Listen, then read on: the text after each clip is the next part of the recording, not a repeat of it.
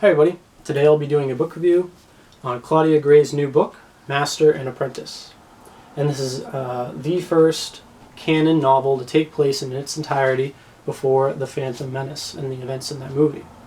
Now I do want to say very briefly that there was a lot of discussion on that fact, but the earlier Tarkin canon novel by James Luceno does partially take place before The Phantom Menace and its events. Because there are some parts of this novel that cover Tarkin's childhood. So I just want to throw that out there, because I think that when people were talking about this book and talking about how it was the first novel before The Phantom Menace, that they were forgetting that there is actually already canon content during that time period, even if it's a very small portion of this novel.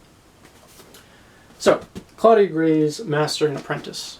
I was very, very excited to pick up this book and to get it and read it. I actually, when I saw that it was coming out, I pre-ordered it. Partly because I am a major Qui-Gon fan. He's one of my favorite Jedi, if not my favorite Jedi. I'm also a big fan of Obi-Wan Kenobi and a fan of their Master and Apprenticeship.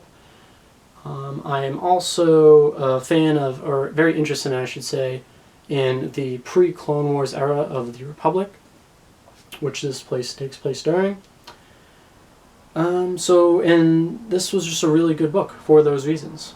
And it follows an adventure of a mission that Qui-Gon and Obi-Wan Kenobi go on to a planet to settle a dispute, which is a very interesting story. And then there's also sort of a story going on in the background within the Jedi Order that has to do with Qui-Gon and Obi-Wan that is interesting. And all the characters in the story, the main characters who we know from the movies, and also the original characters for the story, are very interesting and compelling, along with the story itself. So on that front, I would say that Claudia Gray did an excellent job.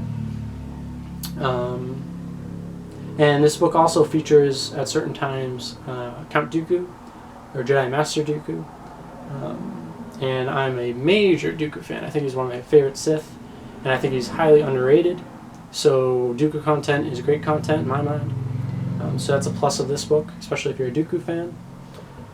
Another thing that I wanted to talk about in this book is that it talks about the differences between Qui-Gon Jinn and Obi-Wan Kenobi's view of the Force and the Jedi Code. And I wanted to read a very brief quote that discusses that and their differences. So first it's talking about Dooku and Qui-Gon, and it says, quote, "They'd shared so many personality traits: self-reliance, skepticism, and a reluctance to take the Council's word as sacred. The characteristics he and Dooku had in common were, almost entirely, the ones for which he and Obi-Wan were exact opposites. Qui-Gon believed in dealing with each situation on its own merits. Obi-Wan wanted procedure to follow. Qui-Gon valued flexibility, which Obi-Wan seemed to think of as sloppiness. Qui-Gon had learned to get on better with the Council over time, but had always retained his independence. Obi-Wan still thought he had to obey the Council in every particular at all times, and was horrified every time Qui-Gon deviated from standard protocols in the slightest." End quote. So Qui-Gon is more of an act Jedi Code follower, whereas Obi-Wan is more of a rule Jedi Code follower. I'm drawing a parallel there between act and rule utilitarianism and ethics, because I think it applies. And those differences and how they unfold and interweave into the story of this book are extremely interesting. And this is overall just a really, really great book. So I'd highly recommend Claudia Gray's Master and Apprentice. I'm going to give it a rating of 4 out of 5. Without the fact I just talked about, which is the fact that it shows the different views of the Jedi Code, it'd probably be like a 3 out of 5, just with the story. But I really liked the subplot of the Jedi Order that has to do with Qui-Gon and Obi-Wan Kenobi, and also how they follow the Jedi Code. So in its entirety, like I said, 4 out of 5. Great book. Thank you for watching.